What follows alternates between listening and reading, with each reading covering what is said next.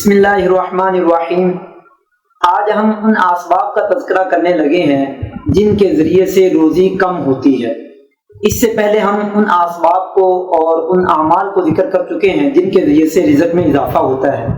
وہ اسباب جن کے ذریعے سے روزی میں کمی ہوتی ہے ان میں ایک ہے بسم اللہ کے بغیر کھانا کھانا۔ حدیث میں آتا ہے جب آدمی اللہ کا نام لیے بغیر کھانا شروع کرتا ہے تو ان کے ساتھ شیطان بھی شامل ہو جاتا ہے، شیطان مل جاتا ہے اور رزق کی برکت اٹھا لی جاتی ہے۔ اسی طرح ہاتھ دھوئے بغیر کھانا کھانا، اس لیے کہ اس سے بھی رزق میں کمی آتی ہے، اور کھانے کے بعد برتن کو اچھے طریقے سے صاف کرنا، اس سے برتن دعائیں دیتا ہے۔ اللہ جل شانہ ان کی اس زبان حال کو سمجھتے ہیں، اس اعتبار سے بھی رزق میں بے برکتی ہو جاتی ہے، اس کا بھی خوب اہتمام کرنا چاہیے۔ اسی طرح جوتا پہن کر کھانا کھانا اور ننگے سر کھانا کھانا، اسی طریقے سے ننگے سر بیت الخلاء میں جانا رسول اللہ صلی اللہ علیہ وسلم کی ہدایات ہیں۔ آپ نے جو بیت الخلاء میں جانے کے آداب سکھائے ہیں اس میں ایک ادب یہ ہے کہ سر ڈھانک کر بیت الخلاء میں جانا، یہ بہت ساری بیماریوں سے حفاظت کی چیز ہے اور رزق میں برکت کی چیز ہے۔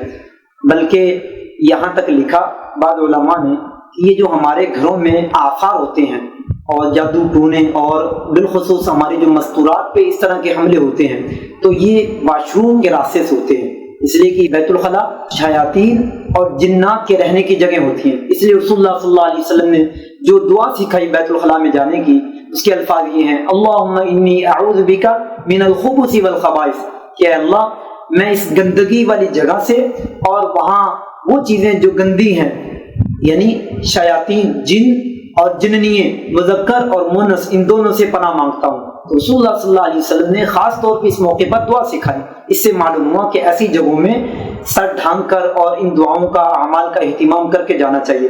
اس سے ایک تو بیماریوں سے آدمی محفوظ رہتا ہے اور دوسرا رزق میں برکت ہو جاتی ہے۔ اور اسی طریقے سے کھڑے ہو کر پانی پینا اور اس کو عادت بنا لینا۔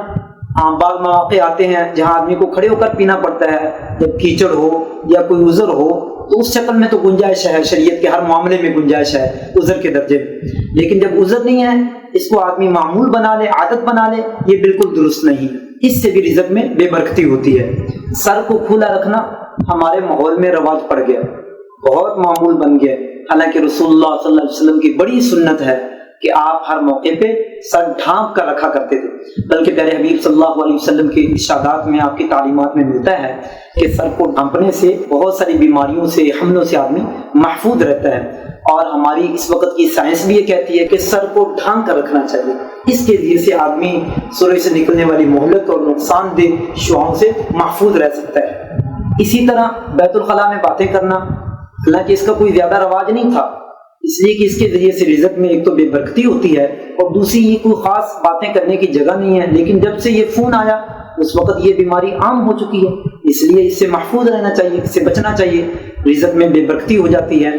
وہ ناپسندیدہ جگہیں جس کو شریعت نے کوئی اتنا پسند نہیں کیا، جیسے کہ رسول اللہ صلی اللہ علیہ وسلم قوم عاد اور قوم سمود کی بستیوں سے گزر رہے تھے تو آپ نے صحابہ کرام کو فرمایا کہ اپنی سواریوں کو تیز کر لو، اس لیے کہ اللہ کے عذاب کی جگہیں ہیں۔ اسی کے اس طرح کی ناپسندیدہ جگہیں یا بیت الخلاء ہے، اس طرح کی ناپسندیدہ جگہیں، یہاں باتیں کرنا شریعت کی نظر میں ناپسندیدہ ہے۔ اسی طریقے سے وہ مقدس جگہ، قابل احترام، قابل اکرام جگہ جیسے مساجد ہیں، اللہ کا گھر ہے، بیت اللہ ہے، ایسی جگہوں میں بھی دنیا کی باتیں کرنا یہ شریعت کی نظر میں ناپسندیدہ ہے۔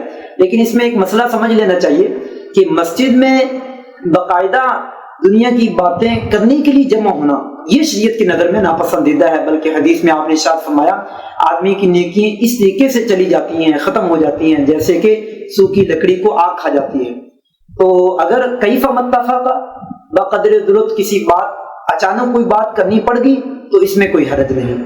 اسی طریقے سے مہمان کے گھر آنے پر بوجھ محسوس کرنا یہ بھی ناپسندیدہ ہے، اس لیے کہ جب مہمان آتا ہے آدمی جب اس کا اکرام کرتا ہے، اس کی خاطر تواضع کرتا ہے تو یہ ایک تو صدقہ خیرات ہوتا ہے اور ایک اللہ کے راستے میں خرچ کرنا ہوتا ہے، کیونکہ مہمان اللہ کا مہمان ہوتا ہے، اللہ کی طرف سے آیا ہوتا ہے، اس اعتبار سے اس پہ خرچ کرنے سے اللہ مال کو بڑھا دیتے ہیں۔ ویسے ہی ضابطہ ہے کہ مال کو خرچ کرنے سے اللہ مال کو بڑھا دیتے ہیں۔ سیدنا علی رضی اللہ عنہ کے بارے میں آتا ہے کافی عرصے سے مہمان نہیں آیا تو آپ پریشان ہو جاتے تھے، ہے مہمان نہیں آیا، اللہ کی رحمتیں کہیں ہم سے اٹھا نہ لی جائے اور رزق میں بے برکتی نہ ہو جائے، اس لیے مہمان آنے پہ خوش ہو جانا چاہیے، وہ اپنی قسمت لے کر آتا ہے، مہمان اپنا رزق لے کر آتا ہے۔ اسی طرح فقیر کو ڈانٹنا، رسول اللہ صلی اللہ علیہ وسلم نے منع فرمایا فقیر کو ڈانٹنے پہ، اس لیے جتنی ہمت ہو ہمت کے بقدر آدمی ضرور خرچ کرے، اس کے ذریعے سے اللہ جل شانہ رزق کو بڑھا دیتے ہیں۔ ایسے ہی مغرب کی نماز کے بعد سو جانا، کوئی آدمی بیمار ہے، کوئی معذور ہے تو اس کے لیے الگ حکم ہے، لیکن عام حالات میں مغرب کے بعد سونے کو شریعت نے ناپسند سمجھا، اس کے ذریعے سے بھی رزق میں کمی واقع ہوتی ہے۔ اور فجر کے بعد سوئے رہنا، فجر کے بعد یعنی نماز کے لیے تو اٹھا پھر فوراً سو گیا، اشراق سے پہلے تک، یہ سونا بھی ناپسندیدہ ہے، اس میں بھی رزق میں بے برکتی ہوتی ہے۔ یا فجر کی نماز کے لیے نہیں اٹھا بلکہ رسول اللہ صلی اللہ علیہ وسلم نے ارشاد فرمایا من صلی الصبح فهو فی ذمۃ اللہ، جس نے صبح کی نماز پڑھی وہ اللہ کے ذمے میں آ گیا، سارے دن کی حاجات ضروریات کو اللہ اپنی غیبی خزانوں سے پورا فرماتے ہیں۔ اس اعتبار سے اگر فجر کی نماز میں سویا رہا یا نماز کے بعد اشراق سے پہلے سو گیا تو اس کے ذریعے سے بھی رزق میں بے برکتی ہوتی ہے، اس لیے کہ یہ رزق تقسیم کرنے کا وقت ہوتا ہے۔ ایک حدیث میں آپ نے ارشاد فرمایا صبح کا سونا رزق کو روک دیتا ہے۔ ایسے ہی فرض نماز کا قضا کرنا، جیسا کہ ہم نے پچھلی ویڈیو میں بتلایا کہ نماز کے ذریعے سے رزق میں برکت ہوتی ہے، جیسے کہ رسول اللہ صلی اللہ علیہ وسلم نے ارشاد فرمایا من حافظ 5 صلوات اکرم اللہ 5 خصال یترک عنہ ذیک العیش، جو آدمی نماز کا اہتمام کرتا ہے اللہ جل شانہ سب سے پہلے اس کی رزق کی تنگی کو دور کر دیتے ہیں، اور نماز قضا کر دینے سے رزق میں بے برکتی آتی ہے، رزق میں کمی آ جاتی ہے۔ ایسے ہی جھوٹ کثرت سے بولنا، اس کے ذریعے سے بھی رزق میں بے برکتی آتی ہے، اور اگر کسی آدمی کے پاس مال وافی مقدار میں جھوٹ بھی بولتا ہے تو سمجھ لو کہ اس کے مال میں برکت نہیں ہے۔ مال کا سب کچھ ہونا یہ بڑی چیز نہیں ہے، بلکہ مال میں برکت کا ہونا یہ بہت بڑی چیز ہے، یعنی کثرت سب کچھ نہیں ہے بلکہ برکت بہت کچھ ہے۔ یہ ساری باتیں اس کا تعلق برکت کے ساتھ ہے۔ اس سے ایک اشکال یہ پیدا ہوتا ہے کہ کافر تو بہت سہولت میں ہے، غیر مسلم ان کے پاس بہت مال ہے، تو اس کا جواب صاف صاف حدیث میں آیا ہے۔ پیارے نبی صلی اللہ علیہ وسلم نے ارشاد فرمایا الدنیا سجن المؤمن وجنت الکافر، کہ یہ دنیا مومن کے لیے قید خانہ ہے اور کافروں کے لیے جنت ہے۔ تو جب کافروں کے لیے اس کو جنت بنا دیا گیا ہے تو اس لیے یہ ساری چیزیں اور ساری نعمتیں ان کے لیے دنیا کی زندگی میں ہیں، آخرت میں ان کا کوئی حصہ نہیں۔ ان کی یہاں کوئی نیکی اور کوئی ان کا عمل اس کا سارا بدلہ یہاں دنیا میں ان کو مل جائے گا، آخرت میں اس کا کوئی بدلہ نہیں۔ اور جو مومنوں کے حق میں فرمایا کہ مومنوں کے لیے قید خانہ ہے، اس کا ہرگز یہ مطلب نہیں ہے کہ تنگ دستی ان پہ آئیں گی، بلکہ مال کی اگر فراوانی نہ بھی ہو تو جو مال ہوگا اللہ جل شانہ اس میں برکتیں ڈال دیں گے، اس لیے کہ مقصود مال نہیں ہے، مقصود برکت ہے۔ دیکھیں مال کے ذریعے سے چیزیں حاصل ہوتی ہیں، چیزوں کے ذریعے سے ضرورتیں پوری ہوتی ہیں۔ اگر کسی آدمی کی ضرورتیں بغیر چیزوں کے پوری ہو جائیں تو اس کو چیزوں کی ضرورت ہی نہیں ہے، اور اسی طریقے سے اگر کسی آدمی کو چیزیں مل جائیں بغیر مال کے، بغیر پیسوں کے، تو اس کو پیسوں کی ضرورت ہی نہیں رہی۔ اس لیے جہاں مال کا مل جانا آدمی اس کو نعمت سمجھتا ہے، وہاں چیزوں کا مل جانا یا چیزوں کے ذریعے سے اکیلے ضرورتوں کا پورا ہو جانا یہ بھی رزق ہی ہے۔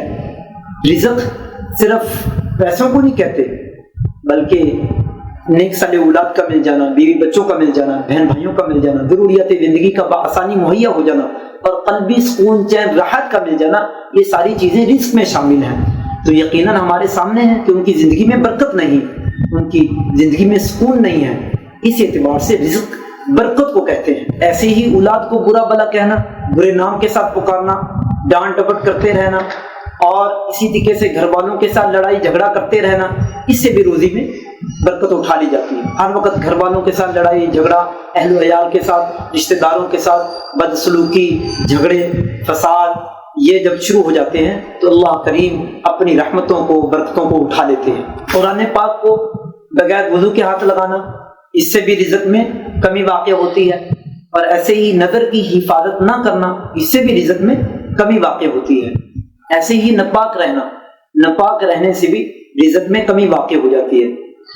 کسی مجبوری کے درجے میں ہو تو الگ بات ہے، لیکن ہر وقت ناپاک رہنا اور ناپاکی کی حالت میں کافی وقت گزر جانا، اس کے ذریعے سے اللہ کی رحمت اٹھا لی جاتی ہے۔ جب تک آدمی ناپاک رہتا ہے اللہ کی رحمت اس کے قریب نہیں آتی۔ جب اللہ کی رحمت ہی نہ ہو، برکت نام ہی اللہ کی رحمت کا ہے، اللہ کی رحمت کا بندے کے لیے مساعی و مددگار ہونا یہ برکت کا نام ہے۔ تو جب اللہ کی رحمت نہیں ہے تو برکت کس چیز کی؟ اس کے ذریعے سے بھی روزی میں بے برکتی آتی ہے۔ اس لیے ہم سارے ہی پاک رہنے کا خوب اہتمام کرنے والے ہوں۔ ایسے ہی گناہ کے ذریعے سے بھی آدمی کو روزی سے محروم کر دیا جاتا ہے، جیسے کہ قرآن پاک میں آتا ہے ما اصاب من مصیبت فبما کسبت، کہ جو کچھ مصیبت آتی ہے یہ تمہاری ہاتھوں کی کمائی کا نتیجہ ہے، یہ تمہارے گناہوں کی وجہ سے یہ تمہارے اوپر مصیبت آتی ہے۔ بلکہ رسول اللہ صلی اللہ علیہ وسلم نے ارشاد فرمایا ان الرجل لا يحرم الرزق بذنبه يصيب، آدمی کو گناہ کی وجہ سے روزی سے محروم کر دیا جاتا ہے۔ بلکہ یہ جتنے اسباب بیان کیے گئے ہیں ان میں سے اکثروں کا تعلق گناہ کے ساتھ ہے۔ آپ کی اس حدیث میں بہت جامع بات آپ نے ارشاد فرمائی کہ گناہ کی وجہ سے آدمی کو روزی سے محروم کر دیا جاتا ہے۔ اس لیے ہم میں سے ہر آدمی گناہ سے بچتا رہے۔ ایسا نہیں ہے کہ کام خوب چلتا ہے، دکان خوب چلتی ہے، کاروبار خوب چلتا ہے تو میں گناہ کرتا بھی رہوں تو مجھے کوئی پرواہ نہیں محترم بھائیو، مال تو ہوگا لیکن برکت نہیں ہوگی۔ وہی بات جو میں نے عرض کی، کثرت ہوگی برکت نہیں ہوگی۔ اس اعتبار سے آدمی گناہوں سے بچتا رہے۔ جب بھی گناہ ہو جائے اس کے لیے استغفار کی کثرت کرتے رہے، معافی کی، توبہ کی کثرت کرتے رہے۔ لیکن اس بات کو خوب سمجھ لینا چاہیے، جس لائن کا گناہ ہو اسی لائن کی توبہ ہوتی ہے۔ ایک آدمی نے اپنے بھائی کا حق مارا ہے تو یہ اب اس کی توبہ یہ نہیں ہے کہ آپ استغفار کرتے رہیں گے تو وہ حق معاف ہو جائے گا، بلکہ جب تک اس کا حق واپس لوٹا کر نہ دے دے اور اس سے معافی نہ مانگ لے اس وقت تک وہ حق معاف نہیں ہوتا۔ یعنی نماز چھوٹ گئی تو جب تک نماز کی قضا نہ کر لیں، قضا کرنے کے بعد اللہ جل شانہ کے سامنے گڑ گڑا کر رونا، نادم ہو جائے، شرمندہ ہو جائے، توبہ کر لے تو یہ توبہ ہے۔ جس لائن کا گناہ ہو اسی لائن کی توبہ ہے۔ عام حالات میں جب ذاتی نوعیت کے گناہ ہو جاتے ہیں، چھوٹے موٹے غلطی ہو جاتی ہے تو اس لائن میں یقیناً استغفار ہے، اس کے لیے استغفار کی کثرت کرتے رہیں، اللہ جل شانہ سے معافی مانگتے رہیں۔ امام شافعی رحمہ اللہ کے ایک واقعہ آتا ہے، انہوں نے اپنے استاد وکی جن کا نام تھا ان کو اپنے حافظے کی کمزوری کی شکایت کی۔ الفاظ یوں ہیں شکیت الی استاد الوکیع سوء حفظی، کہ میں نے اپنے استاد وکی کو اپنے حافظے کے گرنے کی شکایت کی تو میرے استاد نے مجھے ایک ہی وصیت فرمائی، اور یہ وصیت ہر لائن میں، ہر چیز میں خیر و برکت کا ذریعہ بنی۔ امام شافعی رحمہ اللہ فرماتے ہیں مجھے میرے استاد نے وصیت فرمائی اوصانی بترک المعاصی، کہ گناہوں کو چھوڑ دو، اس کے ذریعے سے سارے مسائل حل ہو جائیں گے، رزق میں برکت، حافظے کا بڑھ جانا، ہر چیز میں اللہ کی طرف سے خیر و برکتوں کا نازل ہونا، یہ سارا اس کا دار و مدار گناہ کے چھوڑنے پہ ہے۔ جب آدمی گناہوں کو چھوڑ دیتا ہے اللہ کی طرف سے رحمتوں کے، برکتوں کے دروازے کھل جاتے ہیں۔ اللہ جل شانہ ہم سب کو توفیق میں رحمت فرمائے۔